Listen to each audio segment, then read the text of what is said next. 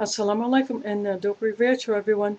This is my second attempt at this video. The first try this afternoon, it failed to upload, so I guess I'll have to try it again. So anyway, this is today's khutbah summary from Masjid An-Nur. It was about keeping your duty to Allah and doing what we are supposed to do, and why we have to do things in a certain way because it pleases Allah and we get a reward for it. And keeping our duty to Allah is more than just doing what He tells us to do, praying 5 times a day, fasting, zakat if we have qualifying wealth and all that. But it's how we do it that matters. We have to do our good deeds and our ibadah or worship with sincerity, humility, love for Allah, love for our brothers and sisters, not only our brothers and sisters in Islam, but our brothers and sisters in humanity, because when we do a good deed for someone in the community at large, we are representing Islam. We are showing what Islam is really like, which is doing good, obeying our Creator, and keeping our duty to Allah also means that we have to keep our duty to each other. We have to fulfill our obligations to each other. For instance, if we have a family, we have to make sure that the family gets what they need, not only physical, but if the kids are old enough, then make sure they get a good religious education as much as you are able or as is available in your community. That would depend on where you're at. For instance, Masjid An-Nur is just a little masjid in the middle of the city, and there is just one Islamic education class, and I'm the only adult doing it, so I do it with kids. But I keep my duty to Allah and to the masjid by supporting the masjid. If I have something that the masjid can use, I will bring it. For instance, cleaner for the dry erase board, I will supply that, or I will bring some cleaning supplies for the kitchen or bathroom, or a box of garbage bags or whatever. But keeping your duty to Allah is, when it comes to the prayer, it is more than just just praying, saying the words. You have to feel it, you have to mean it, you have to do it to please Allah, you have to do it to show your love for Allah, because that is how we communicate with our Creator. And we keep our duty to Allah by doing anything that can be considered an act of worship. Giving charity in kind, whether it can be something as small as a smile or a friendly word, maybe a little bit of advice in a good way to someone who needs it, or holding the door open for someone who's got a load or who is disabled. Like sometimes I will do that coming up to a building or leaving a building. I will hold the door open, even if someone is not disabled. If we meet, our paths cross, I will hold the door just to show kindness.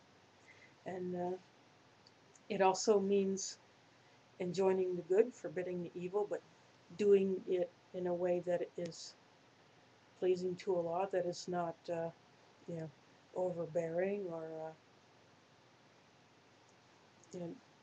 giving good advice if someone is in need of it.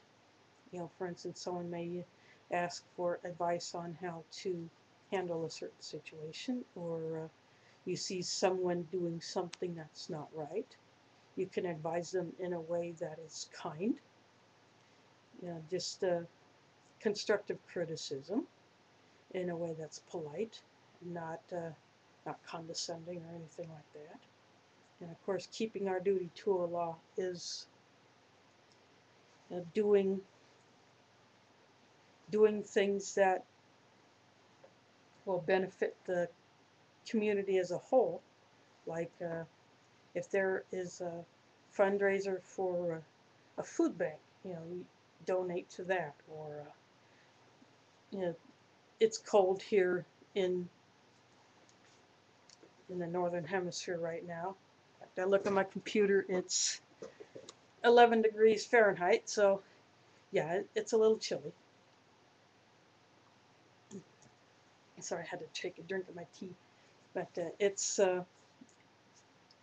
giving something to someone who may need it. Like I have been collecting long skirts, either that I buy through from a thrift store, or I will pick up at a food pantry that I frequent, to get supplemental food that I can't afford to buy because I have little resources beyond what I can pay for some of my bills. And anyway, so if I see long skirts in the clothing section, I will collect those and I will bring them to the masjid for the girls, and I will give them. Say, and then I will tell them, if you cannot wear it, find another girl who can. And some of these are actually a heavier weight, so they will keep them warmer. And so that's keeping my duty to my my neighbors. Well, not necessarily my neighbors because they're not my true neighbors, but my fellow Muslims who may need some warmer skirts or just some other options so that they can layer over their pants to keep them warm. And even just telling someone, you know, if you want to stay warm in the winter, dress in layers. And I'll explain how I had a pair of long johns underneath my pants, and then to put a skirt on over that, and then a baya over that. So 2 pairs of socks, and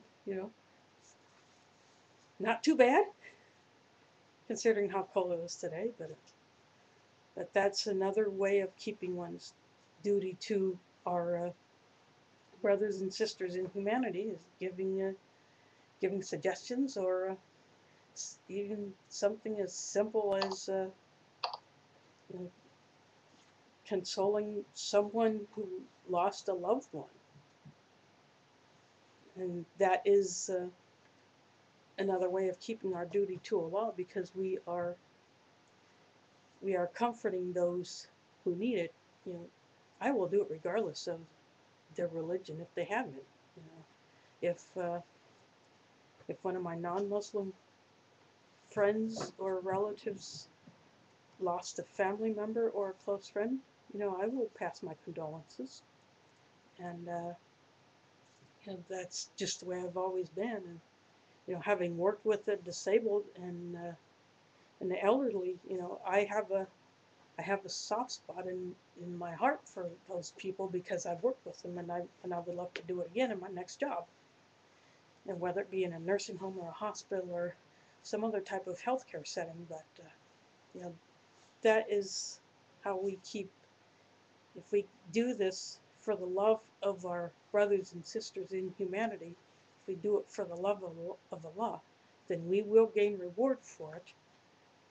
We could gain reward in this life, either with some tangible reward or an intangible reward. We could get our iman jacked up. We could get some kind of a tangible reward. We might get an unexpected gift of some sort, or someone can come up and give a sadaqah or a charity to us. I receive charity and I give charity, so it goes around. And And if we keep doing this, then we will be coming up on top. We will be coming out ahead. And as long as we do this and avoid the bad, do as much good as we can, but not overdo it that we stress ourselves out and get burnout. Then, if you want to increase your good deeds, do it gradually.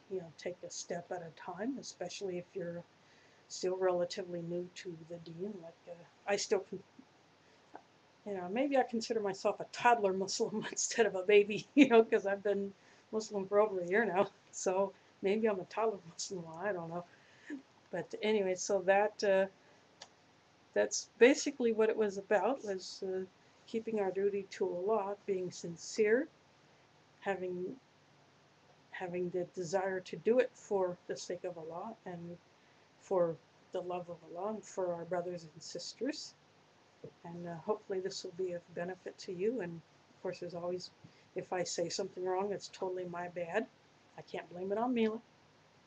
I can only blame that cat hair mess on her. And anything that's good, of course, that comes from Allah, because He is the source of all good.